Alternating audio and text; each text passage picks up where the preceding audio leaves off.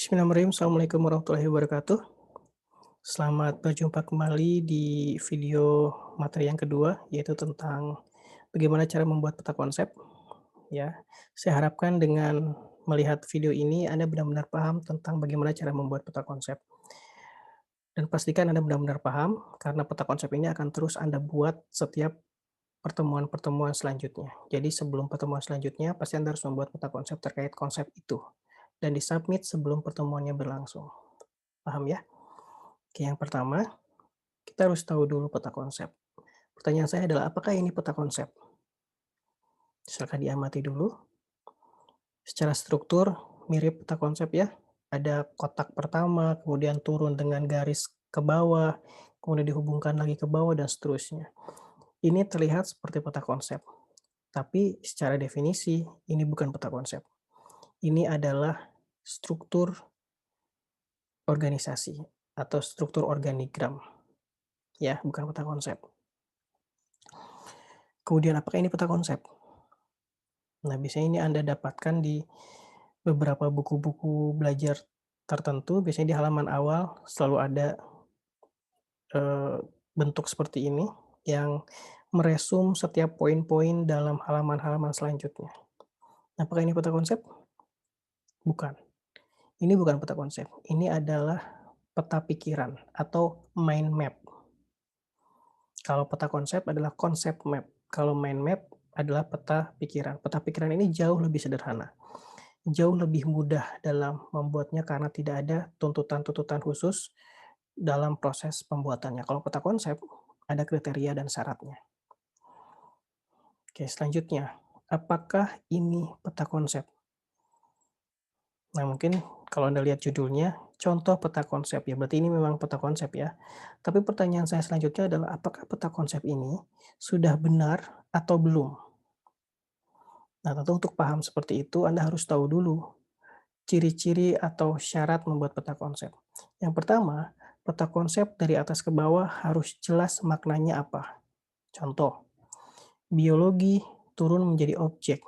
Maksudnya apa ya? Apakah biologi terdiri dari objek? Atau apa maksudnya? Kemudian biologi turun menjadi ciri makhluk hidup. Ini maksudnya apa nih? Apakah biologi memiliki ciri makhluk hidup? Ataukah biologi terdiri dari ciri makhluk hidup? Struktur organisasi, ini maksudnya apa? Apakah biologi merupakan bagian dari struktur organisasi, atau biologi adalah struktur organisasi? Nah, ini kalau dibaca setiap hubungannya, ini tidak jelas maknanya apa. Bahkan ketika struktur organisasi menjadi tingkat individu, ini maksudnya apa nih? Apakah struktur organisasi terdiri dari tingkat individu, ataukah struktur organisasi adalah tingkat individu? Nah, ini tidak jelas. Berarti ini adalah peta konsep yang tidak sesuai kaidah peta konsep.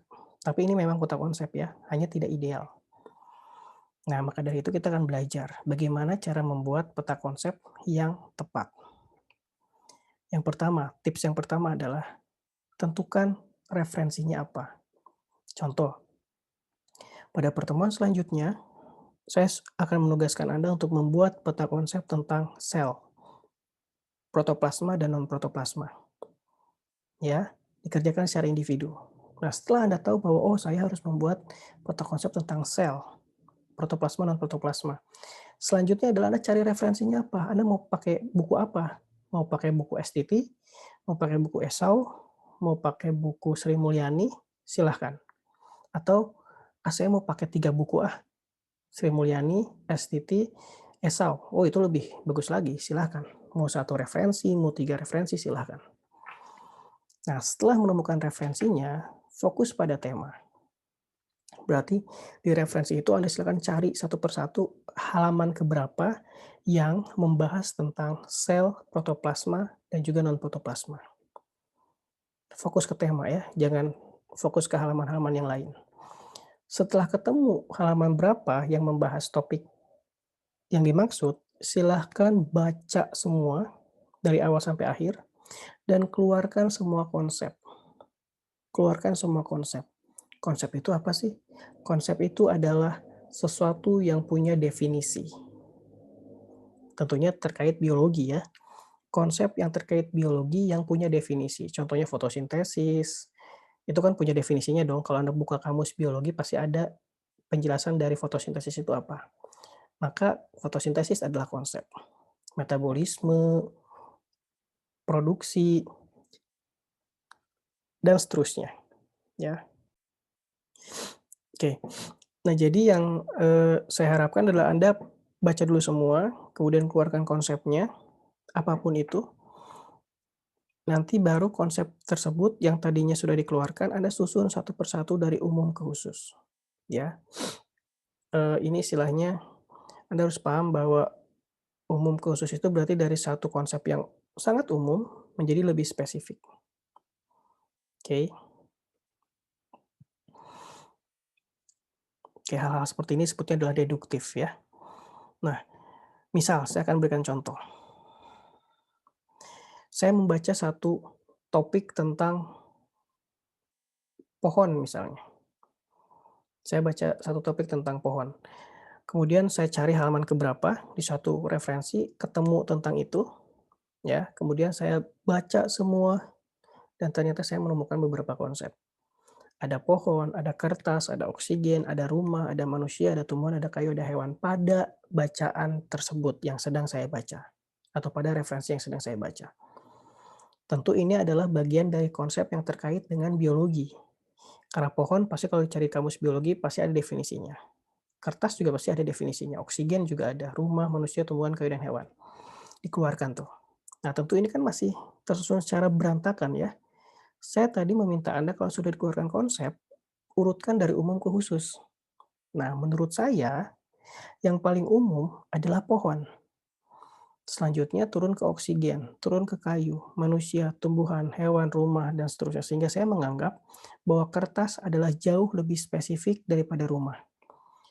Loh, kok Parian menganggap pohon paling umum ya? Saya sih menganggap tumbuhan itu paling umum. Saya maunya tumbuhan, turun ke pohon, turun ke kayu, dan seterusnya.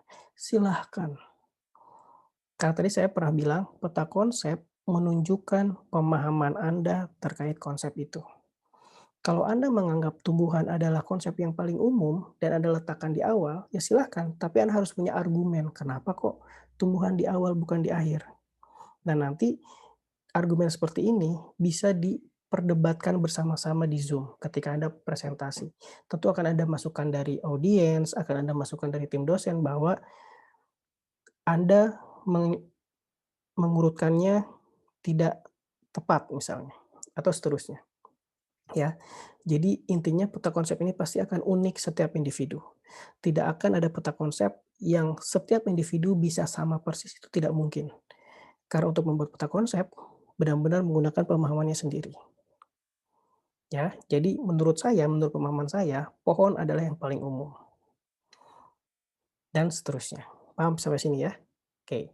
Nanti kalau sudah diurutkan, baru Anda letakkan berdasarkan hierarki. Hierarki itu apa? Hierarki itu adalah tingkatan. Misal, kan saya sudah mengurutkan dari atas ke bawah ya, dari umum ke khusus ya, maka saya akan meletakkan pohon dari atas. Oksigen, kayu akan saya sejajarkan, karena saya menganggap oksigen dan kayu itu punya hierarki misalnya. Saya akan mensejajarkan manusia, tumbuhan, dan hewan, satu hierarki, rumah dan kertas, satu hierarki. Mengapa? Menurut pemahaman saya. Tapi tetap nanti pemahaman saya bisa ditentang oleh masukan-masukan yang lain. Siapa tahu pemahaman saya ternyata salah dalam meletakkan hierarki ini. Ya itu akan dibahas di setiap pertemuan presentasinya ya, agar Anda paham maksud hierarki ini apa. Nah, jadi kesalahan umum mengurutkan hierarki ini biasanya Anda urutkan pada kalimat bacaan. Nah, itu yang sangat disayangkan. Contoh, Anda kan tadi membaca referensi ya. Ada membaca referensi terkait topik yang diminta untuk dibuatkan peta konsep, Anda baca dari atas, set, ketemu satu konsep nih. Anda langsung letakkan itu di atas, kemudian baca lagi, oh ada lagi nih konsep yang kedua, Anda letakkan itu di bawah konsep yang pertama tadi, dan seterusnya. Jadi Anda menganggap urutan bacaan itu ketika sudah ketemu konsepnya masing-masing, itu sebenarnya sudah mengurut. Nah, itu salah. Yang Anda keluarkan dari bacaan Anda secara berurutan belum tentu menunjukkan hierarki, ya. Untuk menentukan hierarki ini, Anda harus paham dulu konsep yang paling umumnya apa. Kalau sudah ketemu, yang paling gampang nih ya, yang paling gampang, yang paling atas ini judul sih. Judul tugasnya apa? Contoh, saya tugaskan Anda membuat peta konsep tentang sel, termasuk protoplasma, non protoplasma. Berarti ini sel, gitu aja udah. Berarti ini sel, yang nanti turun jadi protoplasma dan non protoplasma. Nah, ini untuk sementara nggak apa-apa, semua pasti akan sama. Semua peta konsep pasti hierarki pertamanya sama, karena hierarki yang pertama adalah tema topiknya. Contoh lagi, nanti pertemuan selanjutnya saya ingin Anda membuat peta konsep tentang jaringan dasar. Berarti pasti yang di atasnya adalah jaringan dasar, ya. Nggak apa-apa, untuk hierarki yang pertama semua siswa sama itu nggak apa-apa, karena itu adalah topik ya. Nanti ketika turun lagi ke hierarki yang kedua, itu belum tentu sama, belum tentu sama. Ini akan benar-benar unik setiap peta konsepnya nanti. Nah, setelah menyusun, tolong kasih warna pembeda hierarki. Dengan Cmaps ini akan lebih mudah. Yang paling atas hierarki satu dikasih warna biru muda misalnya. Yang kedua hijau, hierarki yang ketiga orange. Semua yang hierarki ketiga diberi warna yang sama. Oke, sudah diberi warna, kasih garis hubung. Pohon ke sini, dan seterusnya ya. Dikasih garis hubung. Nah, ini sudah peta konsep sebetulnya. Tapi peta konsepnya belum bermakna. Karena tidak tahu maksudnya pohon ke oksigen ini apa nih. Apakah pohon mengeluarkan oksigen, atau pohon membutuhkan oksigen, atau pohon adalah oksigen. Nah, ini cara bacanya seperti apa? Nah, ini belum jelas. Berarti peta konsep ini belum ideal. Langkah selanjutnya ngapain kalau udah dikasih garis penghubung? Langkah selanjutnya, kasih kata penghubung setiap garisnya, agar ketika dibaca satu persatu, dia punya makna. Contoh, pohon menghasilkan oksigen, pohon menghasilkan kayu. Oh, ternyata maksudnya ini adalah menghasilkan. Nah, sekarang kalau dibaca satu persatu ini punya makna. Pohon menghasilkan oksigen, ada maknanya. Pohon menghasilkan kayu, ada maknanya. Dan selanjutnya, oksigen dimanfaatkan oleh manusia, oksigen dimanfaatkan oleh tumbuhan, oksigen dimanfaatkan oleh hewan. Lanjut lagi, kayu digunakan untuk membuat rumah, kayu digunakan untuk membuat kertas. Nah, sekarang dibaca satu persatu, ada maknanya. Pohon menghasilkan kayu, kayu digunakan membuat rumah. Nah, gitu. Cara bacanya seperti itu ya, satu persatu. Ini dulu dibaca, lalu ini dibaca. Bukan dari sini pohon menghasilkan kayu yang digunakan untuk membuat rumah. Bukan gitu, cara bacanya bukan gitu. Cara bacanya adalah pohon menghasilkan kayu. Selesai, satu makna di situ. Kayu digunakan untuk membuat rumah. Selesai, satu makna di situ. Jadi di sini ada dua makna. Paham ya? Yang disebut sebagai proposisi. Itu nanti akan dijelaskan.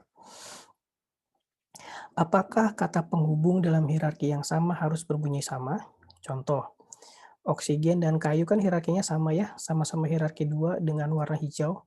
Kata hubungnya menghasilkan. Haruskah seperti itu? Novak dalam bukunya Learning How to Learn menjelaskan bahwa memang idealnya ketika hierarkinya Anda letakkan dengan hierarki yang tepat, dengan posisi yang tepat, pasti kata hubungnya sama secara tidak langsung. Contoh, yang turun dari oksigen ada 3 konsep, dan ini hierarkinya sama semua. Kalau cara menurunkan atau meletakkan hierarkinya sudah tepat, pasti kata hubungnya akan sama. Hanya memang belum tentu sama dengan hierarki yang sama, tapi yang turun pada konsep yang berbeda. Ini kan rumah kertas memang hierarki ketiga, sama-sama dengan hewan, tumbuhan, dan manusia hierarkinya. Tapi kata hubungnya tidak sama dengan yang ini, dimanfaatkan oleh. Itu nggak apa-apa, karena memang turun dari konsep yang berbeda, yaitu kayu. Nah, tapi untuk rumah dan kertas yang sama-sama turun dari kayu, secara ideal memang kata hubungnya harus sama. Tapi, nanti ketika Anda membuat peta konsep, Anda akan menemukan ada suatu situasi yang ternyata kata hubungnya tidak bisa dibuat sama. Boleh, silahkan. Silakan. Sekali lagi peta konsep ini dibuat dengan pemahaman Anda. Intinya jangan takut salah, tuangkan saja peta konsepnya sesuai pemahaman Anda. Nanti di setiap pertemuannya akan kita berikan feedback agar peta konsep pada pertemuan selanjutnya akan semakin lebih baik lagi. Ya, jadi jangan jangan merasa ragu untuk menuangkan apapun yang Anda pahami dari situ. Kata penghubung tidak boleh mengandung konsep. Kenapa? Karena konsep hanya yang ada di dalam kotak. Kalau kata hubung biasanya kata kerja, kata aktif, ya. Tidak boleh misalnya pohon menghasilkan secara respirasi oksigen. Oh, nggak bisa. Respirasi itu konsep, maka respirasi tidak boleh masuk ke dalam kata kerja. Intinya kata kerja hanya kata hubung, kata kerja kata hubung itu hanya kata kerja mohon maaf, hanya kata kerja atau kata pasif, di, me, nah itu tidak apa-apa di dalam kata hubung ya. Oke, sekarang masuk lagi. Pak, sesuai pemahaman saya, karena Bapak tadi mengatakan peta konsep dan sesuai pemahaman saya, Bapak kan tadi meletakkan hewannya di hierarki ketiga ya, yang berwarna orange. Saya, peta konsep saya meletakkan hewan di hierarki yang keempat, dengan warna yang baru yaitu hitam. Boleh nggak Pak? Sesuai instruksi saya kan tadi mengatakan boleh ya, tapi tetap argumentasinya harus kita kritisi. Atas dasar apa kok kamu meletakkan hewan lebih khusus daripada tumbuhan?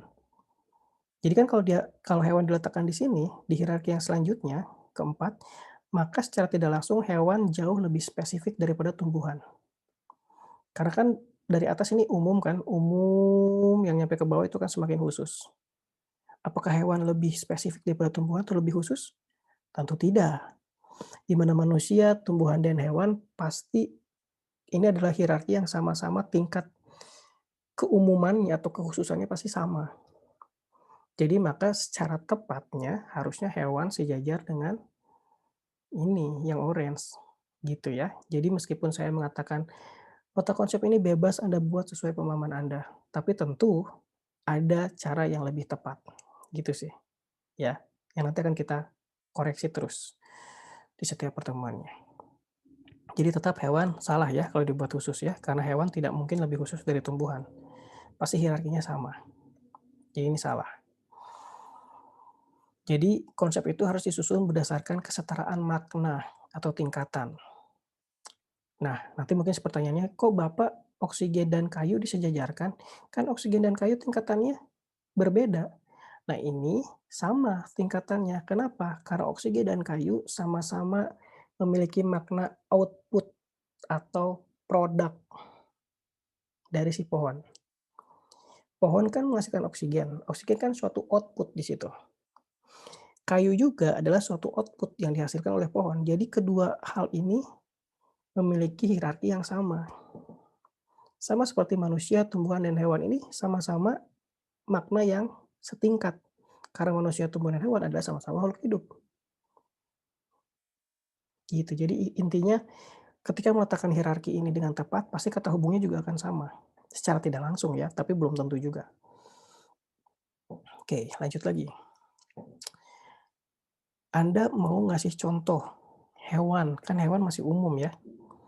Hewan dengan oksigen, tentu hewan lebih khusus daripada oksigen. Oksigen lebih khusus daripada pohon. Pohon jauh lebih umum. Tapi kalau hewan di sini Anda anggap masih umum dan bisa diturunkan lagi menjadi sebuah contoh, misalnya rayap, boleh? Boleh. Contoh ini boleh dibuat jika memungkinkan, ya. Contoh ini bisa dibuat jika memungkinkan, tapi tidak boleh dimasukkan ke dalam kotak. Cara nulis contoh adalah digaris bawahi, oke, digaris bawahi. Tapi nanti tergantung kalau contohnya nama spesies dalam penulisan binomial nomenklatur, berarti garis bawahnya harus disesuaikan dengan tata cara penulisan binomial nomenklatur, ya. Ini disesuaikan saja dengan aturan-aturan di biologi. Jadi contoh harus pakai garis bawah, tidak boleh diberikan kotak, dan merupakan akhir dari sebuah hierarki. Jadi kalau udah dikasih contoh, maka tidak boleh ada lagi lanjutan di bawah rayap. Kecuali Anda ngasih contohnya 2, misalnya hewan, contoh rayap dan dugong misalnya. Nah, itu nggak apa-apa. Jadi si contohnya ada 2, 1 rayap, 2 dugong. Contohnya dikasih nomor, itu nggak apa-apa. Tapi kalau sampai lanjut lagi jadi konsep, itu nggak boleh. Karena contoh adalah akhir dari sebuah hierarki. Tapi untuk konsep-konsep rumah, kertas, karena belum ada contohnya, ini boleh turun dulu jadi konsep yang selanjutnya. Jika Anda menemukan konsep yang lain di buku referensi yang Anda baca, boleh. Nah, baru nanti kalau konsep tersebut sudah turun jadi contoh, maka konsep tersebut tidak boleh turun lagi menjadi konsep selanjutnya, gitu ya. Mudah-mudahan Anda paham apa yang saya maksud. Terus, setelah Anda amati misalnya, saya berpikir bahwa ada hubungan nih Pak, antara manusia dan rumah. Ketika saya melihat konsep ini dan sudah diselesaikan, saya sepertinya melihat manusia dan rumah bisa dihubungkan deh Pak. Boleh nggak ya? Boleh, tapi harus tetap ada kata hubungnya. Apa maksudnya kok dihubungkan? Manusia dapat tinggal di rumah. Oh, ternyata masih ada maknanya. Boleh? Boleh. Ini namanya crosslink. Jadi crosslink itu adalah menghubungkan suatu garis dari hierarki yang di luar garis dia, ya. Kalau manusia ke rumah kan ini belum ada garis hubung, berarti ini kan di luar garis dia. Boleh dihubungkan kalau memang masih ada maknanya, tapi dihubungkannya dengan garis yang berbeda, yaitu garis putus-putus dengan tanda panah di sini. Ini ada tanda panah kalau Anda zoom, masuk ke dalam rumah. Jadi tanda panah masuk ke dalam rumah, artinya cara bacanya adalah manusia dapat tinggal di rumah.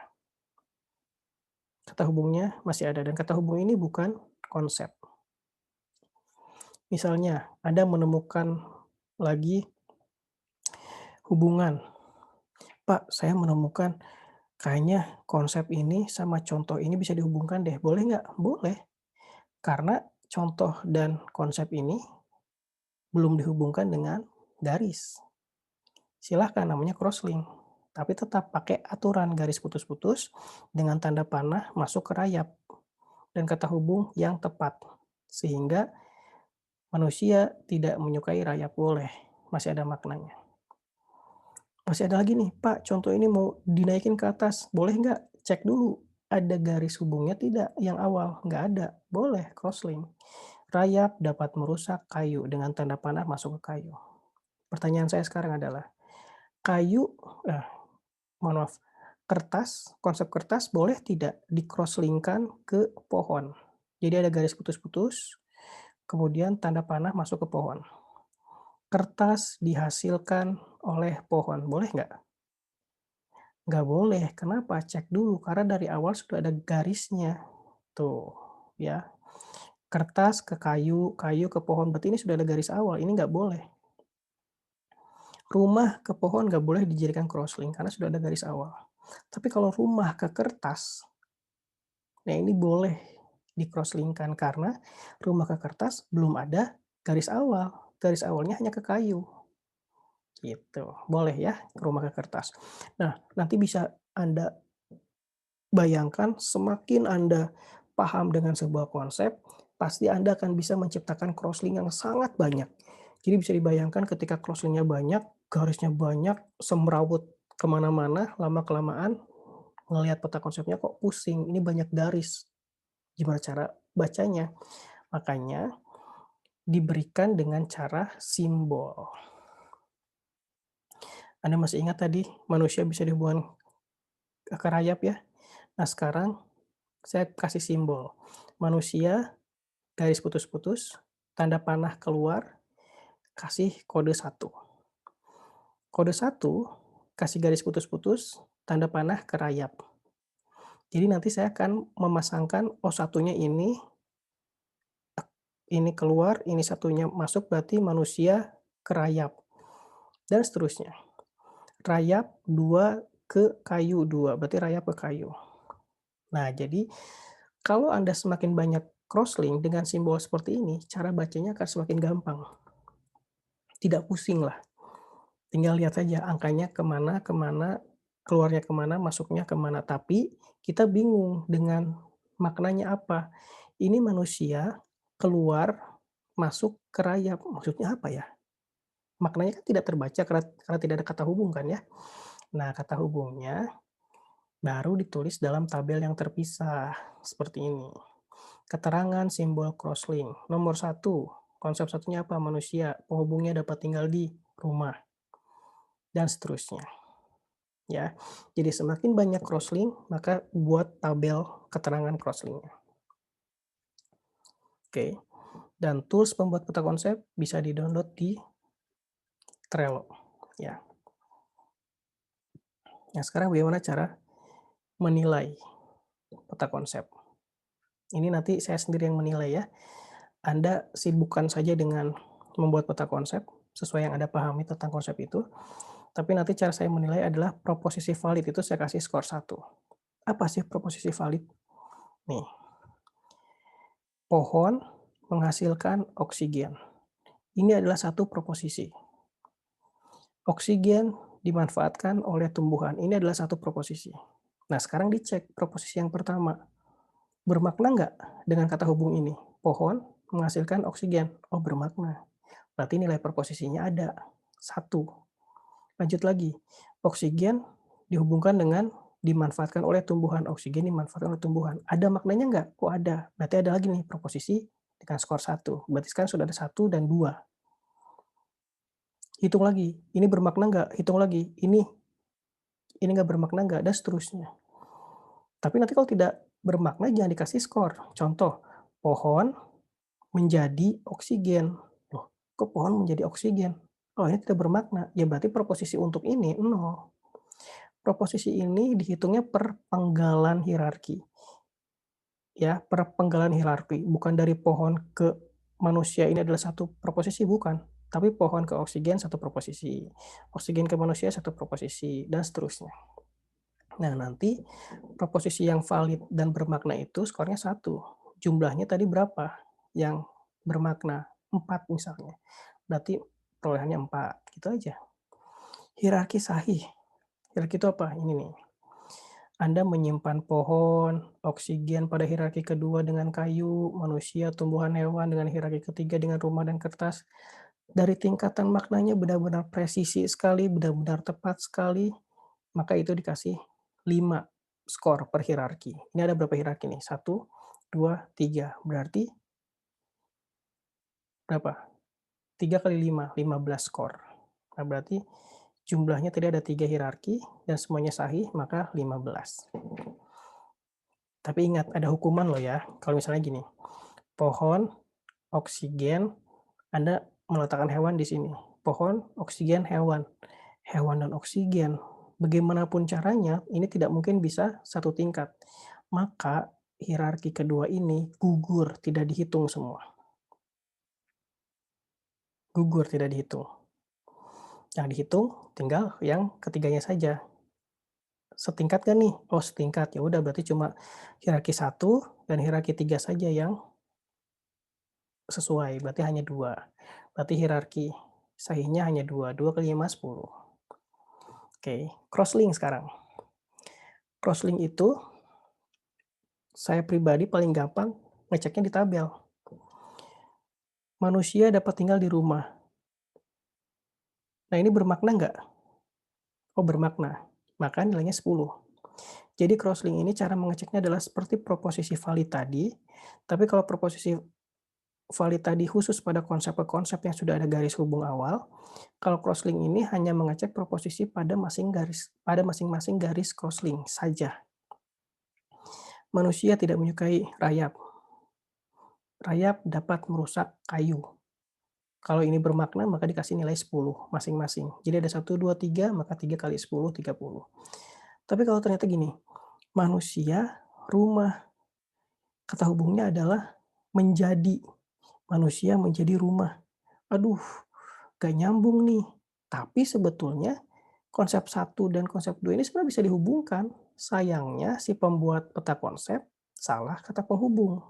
Nah, kalau seperti itu maka nilainya adalah 2. Beda lagi dengan manusia menjadi rumah.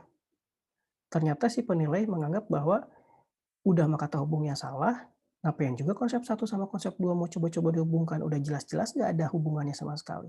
Nah, itu nilainya 0.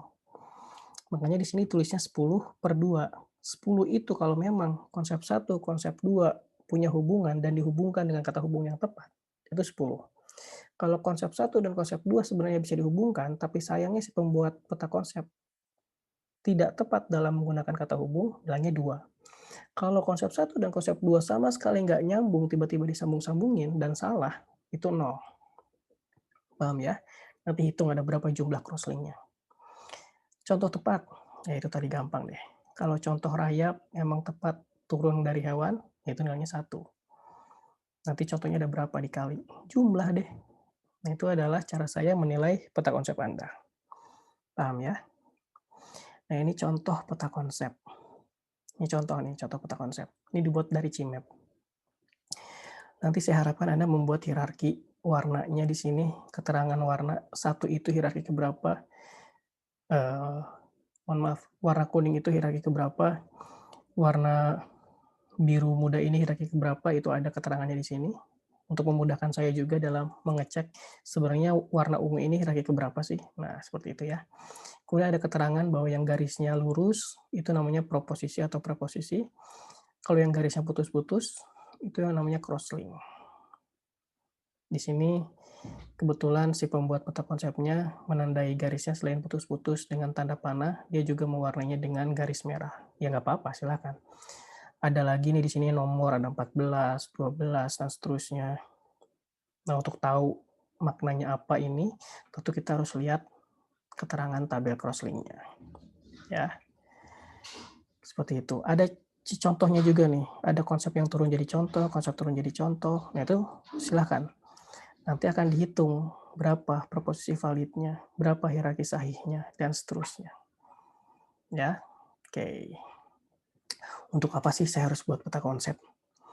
Peta konsep ini adalah tugas yang mungkin Anda menganggapnya berat ya, tapi saya klaim bahwa dengan Anda terbiasa membuat peta konsep, itu akan memudahkan Anda untuk memetakan konsep mana yang sudah Anda pahami sebetulnya. Jadi ketika Anda sebelum masuk konsep yang selanjutnya, Anda diminta untuk membuat peta konsep, sebetulnya di situ Anda dipaksa untuk belajar terlebih dahulu tentang konsep itu, sebelum masuk ke kelas yang terkait konsep itu. Jadi belajar dulu hari-hari sebelumnya, kemudian Anda tuangkan ke dalam peta konsep, nanti dari peta konsep ini akan bisa dipetakan konsep mana yang sebetulnya Anda sudah paham, konsep mana yang sebetulnya Anda belum paham. Sehingga pada pertemuan hari H-nya, Anda bisa mendiskusikan hal itu sebetulnya. Ya, jadi ini cara yang sangat tepat ketika seseorang ingin merefleksikan pemahaman konsep dia sebelum benar-benar masuk ke kelas yang sebenarnya, itu dengan peta konsep. Jadi dengan membiasakan diri membuat peta konsep, Anda akan menjadi expert dalam membuat peta konsep, dan Anda pasti akan lebih mudah mengomentari peta konsep yang ada di luar sana. Di buku-buku paket, di internet, pasti Anda akan dengan mudah bilang, "Wah, peta konsep ini salah nih, karena tidak sesuai dengan Novak." Novak itu siapa? Novak itu adalah pencetus peta konsepnya. Jadi, aturan-aturan yang tadi sudah saya sampaikan tentang tata cara membuat peta konsep, itu saya kutip dari Novak. Bukan saya sendiri yang membuat aturan itu, tapi dari Novaknya, si penemu peta konsepnya langsung. Untuk membaca lebih jelas tentang Novak, Anda bisa buka buku Learning How to Learn dari J.D. Novak, ya. Kemudian peta konsep ini bisa menjadi media belajar Anda, mengevaluasi pemahaman Anda, dan bisa mendeteksi adanya kesalahan konsep atau miskonsepsi. Jadi nanti ketika dibahas pada saat presentasi, nanti akan digali bahwa, oh ternyata masih ada miskonsepsi nih, bagi si pembuat bagi si pembuat peta konsep. Nah jadi, saya anjurkan Anda jangan malu untuk menampilkan peta konsep, karena presentasi peta konsep adalah momen yang berharga untuk Anda mendapat feedback dari tim dosen dan juga dari audiens. Tentu feedback ini akan benar-benar bisa mengembangkan diri Anda dalam memahami konsep. Ya, jadi manfaatkan sebaik mungkin kesempatan untuk mempresentasikan peta konsep ini. Selain itu juga Manfaatnya apa? Anda akan terampil komputer, karena Anda bisa menggunakan Gmaps, itu aplikasi yang baru, yang tentu mungkin baru Anda gunakan saat ini di anatomi tumbuhan, mungkin saja, atau Anda yang tidak suka dengan Gmap ketika membuat peta konsep, mau pakai Word, pakai Smart Diagram, silahkan. Dengan catatan aturan-aturan tadi peta konsep yang sudah saya paparkan, masih diikuti dengan baik dan benar. Anda mau pakai Corel Draw misalkan, oh silahkan juga, boleh. Kemudian peta konsep yang tepat, ya tadi berarti Anda bisa membuat peta konsep dengan deduktif, dari umum ke khusus, konsepnya terkait dengan anatomi tumbuhan, hierarkinya tepat, kata penghubungnya tepat, contohnya tepat, dan seterusnya. Peta konsep ini apalagi untungnya untuk Anda? Manfaatnya bisa menjadi ide Anda untuk menulis judul skripsi. Banyak kakak tingkat-kakak tingkat Anda sebelumnya yang meneliti tentang peta konsep ini ketika diterapkan dalam pembelajaran biologi di sekolah. Ya meskipun mungkin skripsi sekarang karena terhalang oleh pandemi jadi tidak bisa terjun ke sekolah, tapi mungkin ketika angkatan Anda masuk ke, tingkat akhir untuk menyusun skripsi, mungkin Anda bisa turun ke sekolah dan bisa menggali ide-ide kreatif, unik, dan kritis dalam menerapkan peta konsep untuk memecahkan masalah di sekolah, ya. Itu bisa menjadi ide Anda. Nah, dalam membuat peta konsep, melatih Anda berpikir kritis sebetulnya. Karena Anda harus benar-benar jeli ketika meletakkan sebuah hierarki. Jika konsep tidak terkait anatomi tumbuhan atau terdapat pengulangan, misalnya Anda menulis kata oksigen di hierarki kedua, tapi setelah ditelusuri lagi ternyata di hierarki keenam Anda menulis kata yang sama oksigen. Itu bisa menyebabkan gugur, ya, gugur hierarkinya, tidak tidak dihitung skor hierarkinya. Atau Anda tidak tepat meletakkan hierarki karena tidak paham tingkat maknanya ini sama atau tidak dengan konsep yang ada di sampingnya. Nah, ini benar-benar melatih kemampuan Anda berpikir kritis sebetulnya, ya, dan keterampilan seperti ini tidak mudah untuk muncul begitu saja. Makanya biasakan untuk melatih keterampilan ini di dalam perkuliahan anatomi tumbuhan. Dan peta konsep ini tentu akan mengubah pola pikir Anda. Mengembangkan pola pikir Anda agar terbiasa berpikir sistematis. Karena peta konsep itu kan benar-benar sangat sistematis ya, dari atas sampai bawah. Ini juga akan menyebabkan Anda berpikir secara sistemik, berpikir secara sistematis. Dan tentunya ini bisa menjadi variasi Anda mengajar. Ketika PLP, siswanya sudah bosan dengan PowerPoint lagi, Anda boleh menerapkan metode peta konsep. Ya, mengajarkan siswa untuk membuat peta konsep. Jadi seperti itu. Oke. Ini tidak perlu, ya, jadi itu saja intinya slide materi kali ini. Jadi saya ingatkan sekali lagi untuk pertemuan selanjutnya, Anda harus sudah membuat peta konsep tentang sel, yang nantinya akan membahas protoplasma, non-protoplasma, dan disubmit pada Trello sebelum pertemuan di Zoom dilaksanakan. Ya, peta konsepnya dibuat secara mandiri. Oke, mungkin itu untuk peta konsep. Saya cukupkan sampai di sini. Silakan jika ada yang ingin ditanyakan atau ada yang tidak Anda pahami, boleh didiskusikan langsung di WhatsApp grupnya masing-masing. Terima kasih, itu saja. Assalamualaikum warahmatullahi wabarakatuh.